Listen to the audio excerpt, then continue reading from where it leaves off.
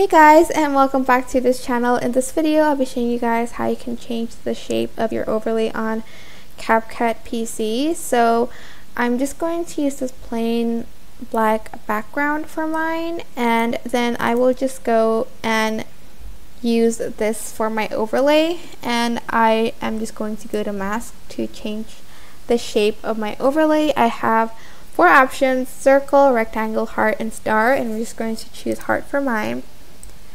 I can make the mask bigger like so, and I can also kind of feather it out if you want to do that. You can also rotate it, change the size and the position, and then I'm just going to do the basic, and I'm just going to kind of scale it a little bit more.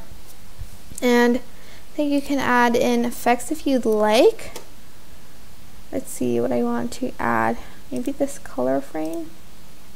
Does it even have any effect to it? What about this one?